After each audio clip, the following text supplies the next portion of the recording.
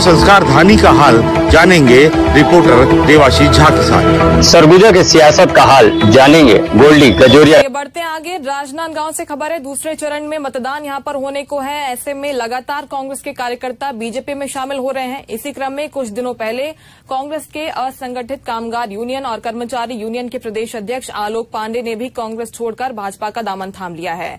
इस दौरान आलोक पांडे ने कांग्रेस की कार्यशैली और कांग्रेस की सनातन धर्म विरोधी नीति को जमकर कोसा और कहा कि कांग्रेस सनातन और राम भगवान के विरोधी है। इसके साथ ही कांग्रेस के बड़े नेताओं की उन्होंने कमियां गिनाई।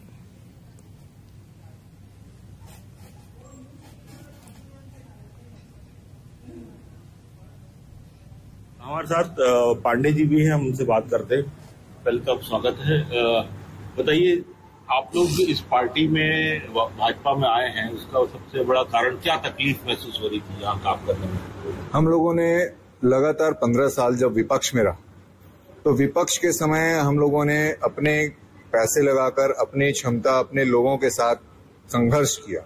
जेलों में हमने समय काटा और संघर्ष के पश्चात जब भूपेश बघेल जी अध्यक्ष बने तो उनके साथ हमने पद यात्रा की। सारे आंदोलनों में उन्होंने हमारा उपयोग किया। आपने राजधानी यहाँ भी संस्कारधानी में भी देखा होगा, हमने यहाँ भी किया था, राजनांदगांव में भी आंदोलन किया था। 20 से 25 हजार लोग, स्वयं भूपेश बघेल जी आए हमारे साथ बैठे। पर जब हमने अपनी अधिकार की बात की, हमने अपने लोगों के लिए, अपने कांग्रेस के कार्यकर्ताओं के लिए बात की, तब उन लोगों को छोड़ करके ये उद्योगपतियों से जो भ्रष्टाचारी थे उन लोगों को अपना सिंडिकेट बनाया। जैसे आप लोगों ने सुना ही होगा जिनके ऊपर आरोप दर्ज हुए हैं, उसी तरीके से पूरे छत्तीसगढ़ में इन्होंने अपना सिंडिकेट बनाया। जो लोग काबिल थे उन लोगों को पद नहीं दिया और पीड़ित ही करते रहे, उन लोगों को अपमानित किया गया। यहाँ तक कि मुख्यमंत्री निवास में उनको घुसने तक भी नहीं दिया जाता था। और हम लोगों ने काफी इसके लिए संघर्ष किया। आम जन की भावनाओं की अपेक्षा में खरा न उतरना और कार्यकर्ताओं के साथ जो किया गया दुर्व्यवहार, जिन कार्यकर्ताओं ने इन्हें गढ़ा था, बुना था, बनाया था, उसका इन्होंने पूरी तरह से तिरस्कार किया, अपमान किया, जिसका फल परिणाम आपके सामने है। कार्यकर्ताओं के आशीर्वाद से बने थे, उन्हीं कार्यकर्ताओं के श्राप से ये कहीं की नहीं रहे और आगे भी कहीं की नहीं रहेंगे।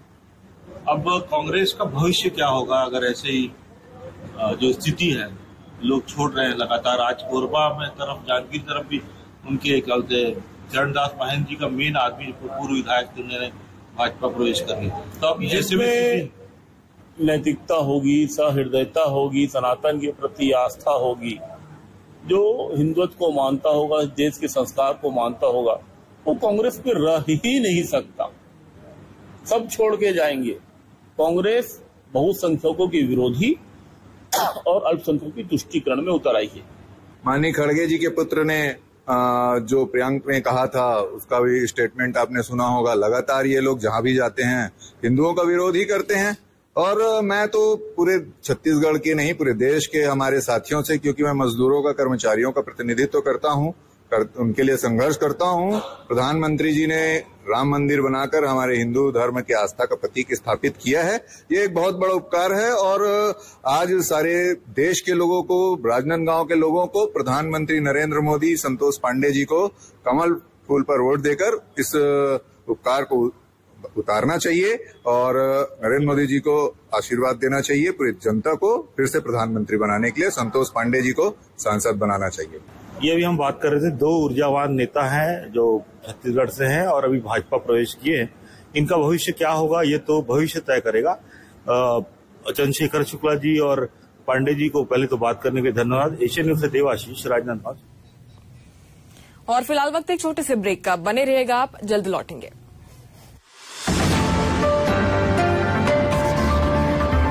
चंद्रशेखर शुक्ला जी और आलोक पांडे जी, पहले तो आप दोनों का स्वागत। हमारे साथ पांडे जी भी हैं, हम उनसे बात करते हैं। वेलकम, स्वागत है। बताइए, आप लोग इस पार्टी में भाजपा में आए हैं, उसका सबसे बड़ा कारण क्या तकलीफ महसूस हो रही थी यहाँ काम करने में? हम लोगों ने लगातार 15 साल जब विपक्ष में रहा, तो विपक्ष के समय हम लोगों ने अपने पैसे लगाकर अपनी क्षमता अपने लोगों के साथ संघर्ष किया। जेलों में हमने समय काटा और संघर्ष के पश्चात जब भूपेश बघेल जी अध्यक्ष बने तो उनके साथ हमने पद यात्रा की। सारे आंदोलनों में उन्होंने हमारा उपयोग किया। आपने राजधानी यहाँ भी संस्कारदानी में भी देखा होगा, हमने यहाँ भी किया था, राजनांदगांव में भी आंदोलन किया था। 20 से 25 हज़ार लोग, स्वयं भूपेश बघेल जी आए हमारे साथ बैठे। पर जब हमने अपनी अधिकार की बात की, हमने अपने लोगों के लिए, अपने कांग्रेस के कार्यकर्ताओं के लिए बात की, तब उन लोगों को छोड़ करके ये उद्योगपतियों से, जो भ्रष्टाचारी थे, उन लोगों को अपना सिंडिकेट बनाया। जैसे आप लोगों ने सुना ही होगा, जिनके ऊपर आरोप दर्ज हुए हैं, उसी तरीके से पूरे छत्तीसगढ़ में इन्होंने अपना सिंडिकेट बनाया। जो लोग काबिल थे उन लोगों को पद नहीं दिया और पीड़ित ही करते रहे, उन लोगों को अपमानित किया गया। यहाँ तक कि मुख्यमंत्री निवास में उनको घुसने तक भी नहीं दिया जाता था। और हम लोगों ने काफ़ी इसके लिए संघर्ष किया, बातचीत करने के बाद भी इन लोगों ने किसी प्रकार की प्रतिक्रिया हम लोगों को नहीं दी। फिर भी हम लोगों ने चुनाव तक इन लोगों का साथ दिया। चुनाव के समय भी मैंने एक पत्र उनको प्रेषित किया कि आपकी ये स्थिति है, अगर आज भी आप इन कार्यकर्ताओं के साथ बातचीत करते हैं, इनको अपने साथ लेकर चलते हैं, तो पता नहीं इनके में क्या घमंड था, ये क्या सोचकर चल रहे थे। तो आज ये सरकार से भी जा रहे हैं और हम लोगों ने तो पहले ही तय कर लिया था। और विधानसभा चुनाव के समय जैसे ही चुनाव हुआ, हम लोगों ने भारतीय जनता पार्टी के विचारधारा से प्रभावित भी थे। नरेंद्र मोदी जी के जो कार्य थे, जो धर्म के लिए, राष्ट्र हित के लिए वो काम कर रहे थे, उससे तो हम लोग प्रभावित थे ही। इसलिए हम लोगों ने भारतीय जनता पार्टी में प्रवेश किया। अपराधियों का, जैसे राजनांदगांव में नवाज खान का जिस तरीके से नाम आ रहा है कि जिस आपराधिक प्रवृत्ति से उन्होंने काम किया वो उजागर हो रहा है, ये जानकारी भूपेश बघेल जी को भी होगी मेरे ख्याल से, क्योंकि जिस आउट ऑफ रूल नियुक्ति हुई, जो खर्चे सहकारी बैंक में, कल ही प्रेस कॉन्फ्रेंस हुई है, 5 से 10 करोड़ रुपए के खर्चे होटल और घुमाने और फिराने में, जो सहकारी बैंक का मद ही नहीं है। तो क्या ये जैसे नेक्सस जिनका था वो ज़्यादा भूपेश जी के करीब थे, ऐसा क्या आपको सोचना है? भूपेश बघेल जी शुरू से अपराधियों के बीच में रहने के आदी हैं। पाटन विधानसभा का चुनाव लड़ते थे, वो सार्वजनिक रूप से बोलते थे कि सट्टे वाले लोग ही सबसे ज़्यादा काम करते हैं। सबसे पहले मुख्यमंत्री बने तो उनके रिश्तेदारों ने पाटन विधानसभा में सट्टा चालू किया। उनके संरक्षण में महादेव ऐप चला, जो जग उजागर है। और नवाज खान हो, चाहे ढेबर हो, चाहे उनके पूरे छत्तीसगढ़ का एक सिंडिकेट आप देखिए, कोयले के मामले में हो, चाहे सट्टे के मामले में हो, शराब के मामले में हो, इन लोगों ने अपराधियों को एक पनाहगार बनाया। उत्तर प्रदेश की महिला, जिसके ऊपर में उत्तर प्रदेश में कई अपराध दर्ज थे, उसको ला करके समाज कल्याण विभाग में यहाँ सदस्य बनाया। क्या छत्तीसगढ़ के राजनांदगांव की महिलाओं में इतनी काबिलियत नहीं थी कि उनको यह पद दिया जा सके या किसी प्रकार से निगम मंडल में उन लोगों को बनाया जा सके? इन लोगों ने लाकर 3-3 बंगले दिए उनको। ये पीड़ा मन में हुई। इस पीड़ा को हमने जाहिर भी किया, परंतु शीर्ष नेतृत्व को भी हमने इस बात को बताया, पत्र भी लिखा, उनसे बात भी किया, उनसे मिलने भी गए, परंतु इसका कोई हम लोगों को फायदा नहीं हुआ और इसके कारण ही हम लोग पीड़ित रहे और छोड़ दिया। सरकार जाने का कारण क्या मानते हैं आप? आम जन की भावनाओं की अपेक्षा में खरा न उतरना और कार्यकर्ताओं के साथ जो किया गया दुर्व्यवहार, जिन कार्यकर्ताओं ने इन्हें गढ़ा था, बुना था, बनाया था, उसका इन्होंने पूरी तरह से तिरस्कार किया, अपमान किया, जिसका फल परिणाम आपके सामने है। कार्यकर्ताओं के आशीर्वाद से बने थे, उन्हीं कार्यकर्ताओं के श्राप से ये कहीं की नहीं रहे और आगे भी कहीं की नहीं रहेंगे।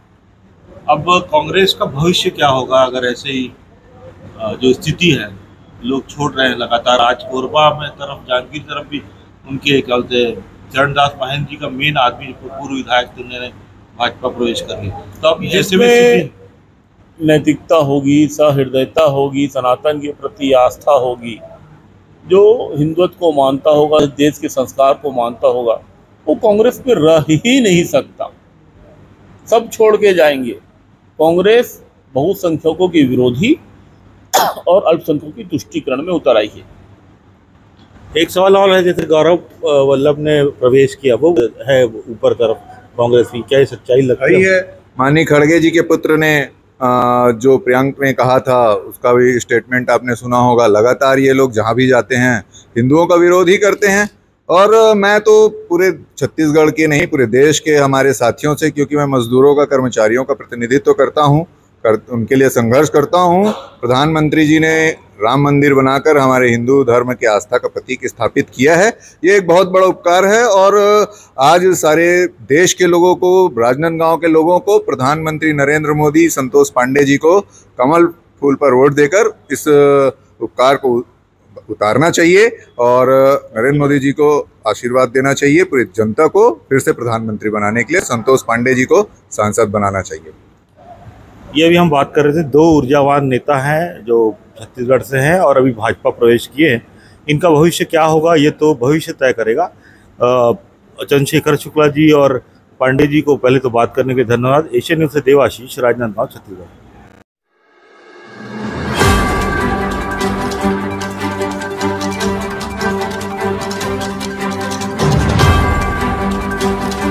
राजनांदगांव संस्कार धानी का हाल जानेंगे रिपोर्टर देवाशीष झा के साथ। सरगुजा के सियासत का हाल जानेंगे गोल्डी कजोरी।